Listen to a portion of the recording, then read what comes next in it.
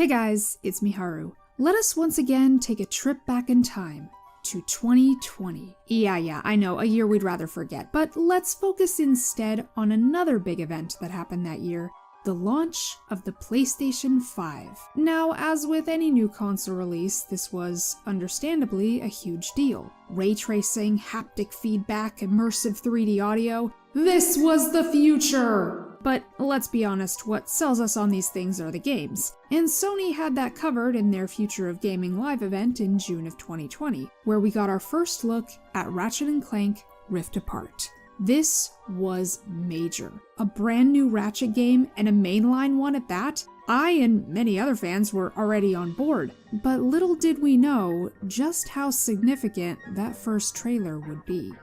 Ratchet? Who? Yeah, the entire internet's already drawing her as we speak, isn't it? Holy crap, it's only been 5 minutes, guys, calm down! 3 seconds. 3 seconds of screen time, and one word was all it took for the online community to go absolutely bananas over this character. And we didn't even know her name.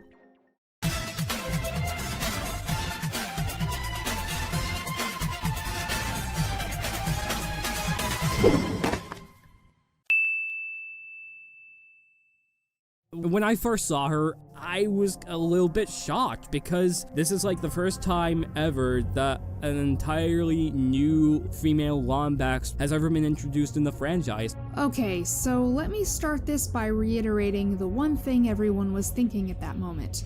What? Is that a female Lombax? With a tail? Well, that can't be, because everyone who saw Angela and played A Crack in Time knows that... You know, I'll just play the clip. I'm sorry, have we confirmed that Angela Cross is in fact a Lombax? I know that was the assumption, but she doesn't have a tail. Female Lombaxes don't have tails, Kip. So, what's going on? Is Insomniac just forgetful? Is the new character transgender? Whatever the case, this reveal caused a lot of confusion at the time. But as time went on, we did get some answers, starting with her name. I'm Rivet. Let's go for a ride.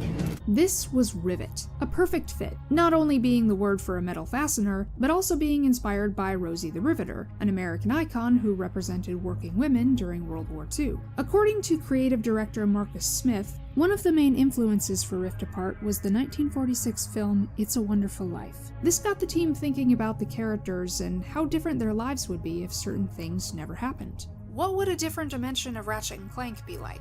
And in particular, what would Ratchet's life be like if he didn't have a Clank? That was, of course, a very broad question, one that could have many possible answers. Would this alternate Ratchet be a tribal warrior, a scientist?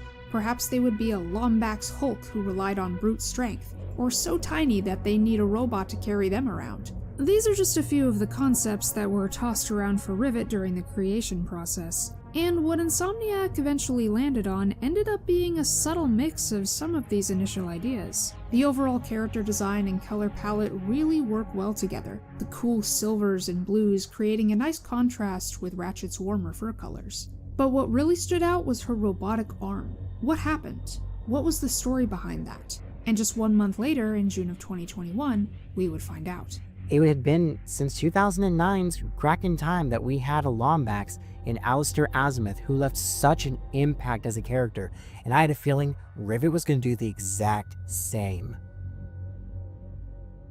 The second we saw that initial teaser followed by the box art reveal, we already knew Rivet was going to be important. But the coolest thing about all this was that we weren't just getting another female Lombax, we were getting a playable one. And for a series like Ratchet & Clank, where you rarely get the chance to play as anyone outside of the main duo, this was seriously exciting news. However, as great as this was, it came with its downsides. For one, Ratchet and Rivet each have their own dedicated sections, so unless you're using mods, you can't just explore any planet you want with whichever character. But even if you could, it wouldn't make much of a difference, as their gameplay is the exact same anyway. Instead of giving us a new twist on Ratchet's gameplay like her own vehicles or gadgets, you might as well just be playing as Ratchet and hardly anything would change. But it does mean that there's nothing unique to Rivet as a character. There are no mechanics she can call her own, or reflect her character in a way that is different from Ratchet. That leaves Rivet as almost something of a shell, a reskin of an inoffensive, sterile protagonist. Less than ideal gameplay choices couldn't stop this girl, though. That was only a small part. What really won us over was everything else.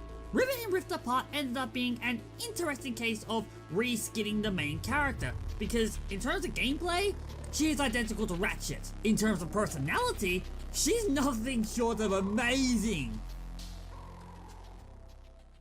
Rivet is introduced as a member of the Resistance, a secret organization fighting to free their dimension from Emperor Nefarious's tyrannical rule. She meets Clank after he and Ratchet are separated, and, after a rocky start, agrees to help reunite them, forming her own special yet complicated bond with the warbot Kit along the way. Together, the two Lombaxes and robots confront the Emperor and work to restore balance to their fractured realities. What I like about Rivet's personality is how many layers there are compared to other females in the franchise. From a personality standpoint, I think she's fantastic and fits right in with the Ratchet & Clank universe. She's snarky but not annoying, and she just continues on for the people who need her, and she never gives up. Basically, she's a scrappy little punk. Although independent, charming, and quick-witted, Rivet is also vulnerable. Just one battle away from losing it all. There's no question that Rivet absolutely stole the spotlight in Rift Apart. Up until this point in the franchise, we hadn't really had a female character with such a multifaceted personality. Not to say that the others were one note, but Rivet just had so much more going for her. You can almost say she took the best from characters like Angela, Sasha, and Talwyn, and combined them into something uniquely her own, with fresh traits that helped her stand out. And it certainly didn't hurt to be voiced by a pro. Jennifer Hale frankly did an amazing performance as this character. Like, I loved her from beginning to end. But all was not perfect. As interesting as she was, there were some notable inconsistencies in her character arc. Rivet starts out interesting at first, because she clearly has it out for robots in general, but after finding out Clank was telling the truth, that distrust just suddenly disappears for the entire game. Now, you might be thinking, didn't all of that resurface when she discovered Kit was the one who took her arm? And yes, that's true, but at that point it was more about feeling personally betrayed by Kit specifically. Notice how this revelation didn't affect her relationship with Clank at all. You'd think she would have been even more suspicious, maybe even warning Ratchet not to trust his companion. After all, she'd spent her entire life fighting Emperor Nefarious's forces. Her viewpoint wouldn't be so quick to change. The previous Thunderization of the series has kind of trickled its way into Rivet and Kit. They're sometimes too nice, to the point where even their arguments aren't always that intense. The overall handling of her robot-related trauma wasn't as nuanced as it could have been. Her initial distrust vanished too suddenly, then partially returned, but not with the depth or complexity the situation deserved. Out of all the characters in the game, she's the only one who's actually permitted to have a flaw, and do something incorrect because of it.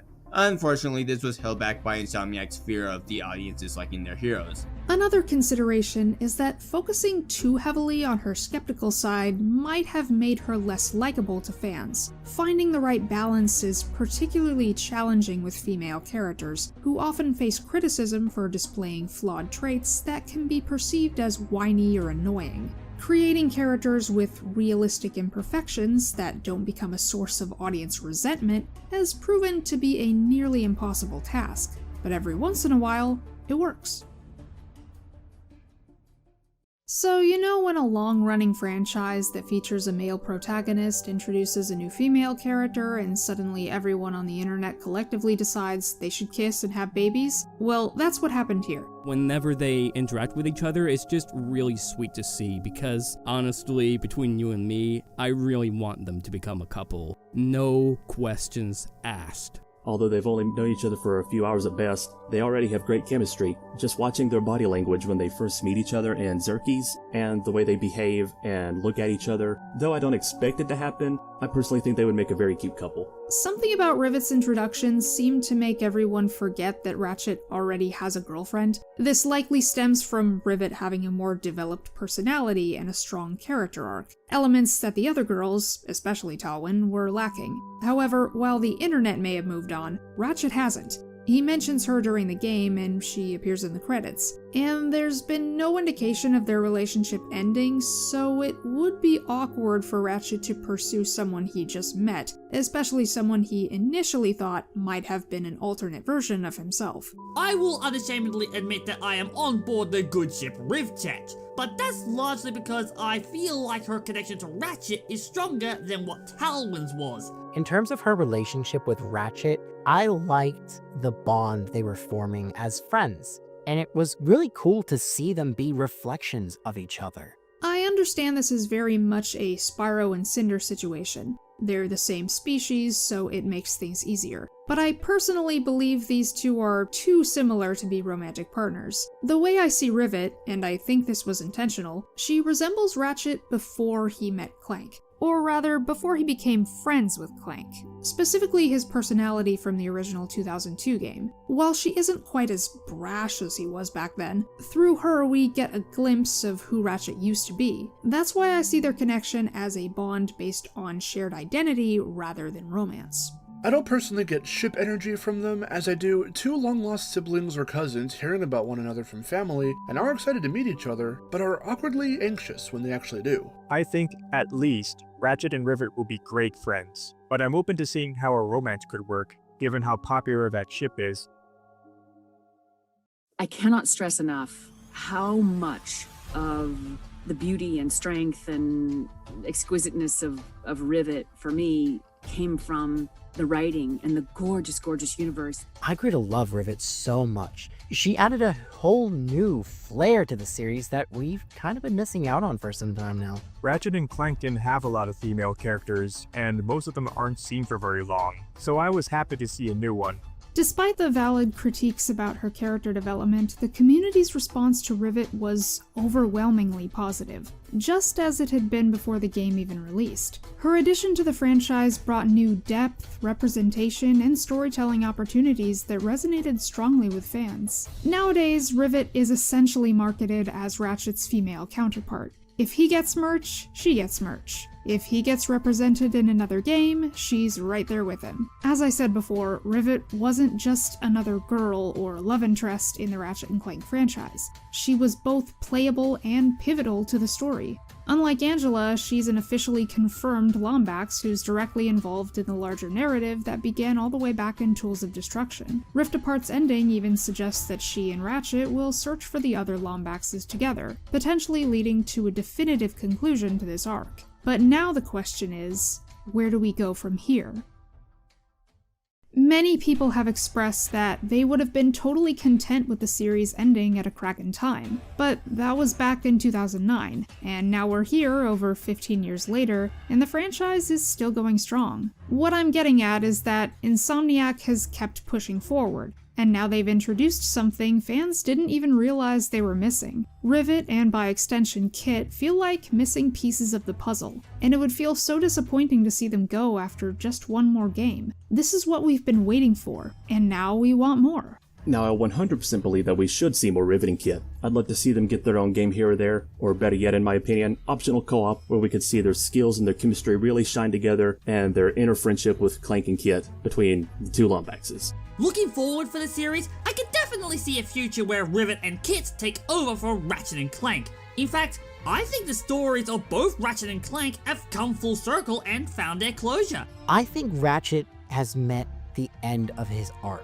He's been through a lot in all of these games, and while I don't want him outright replaced, I think giving him a break and letting the new ones shine would be a fantastic idea. But what does all that entail? We have an implication of what the next immediate game will be about, but what comes after?